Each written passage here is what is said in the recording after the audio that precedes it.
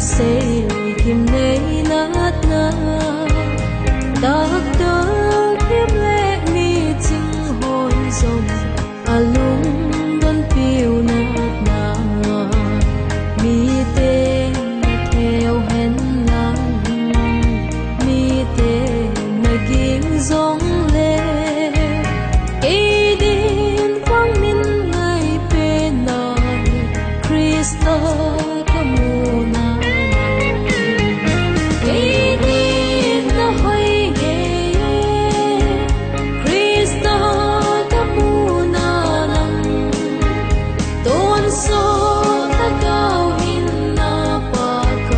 Giêsu kamu na nang dân tâm hay lâu ngạt na Giêsu để dân tâm ta Hallelujah Hallelujah Hallelujah Amen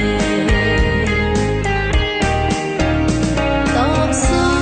đông hơi khăng đông hơi là buồn hăng hô lê lu lê pa hin khô tâm pi sông nang in na chul sa ta nang ma chi na lam pi ve sin lâu te din va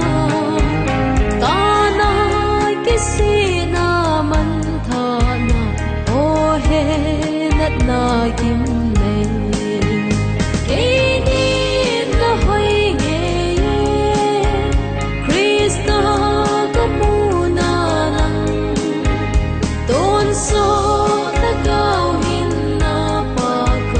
Giêsu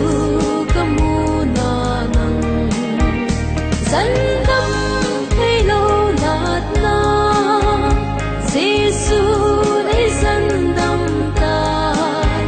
Hallelujah Hallelujah Hallelujah Amen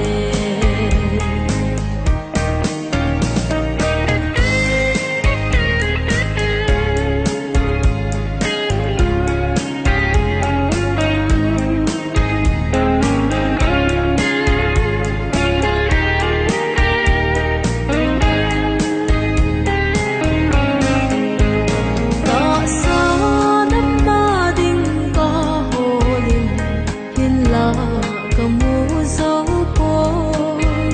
hin lo cái hoa ri tha ngõ chung đam na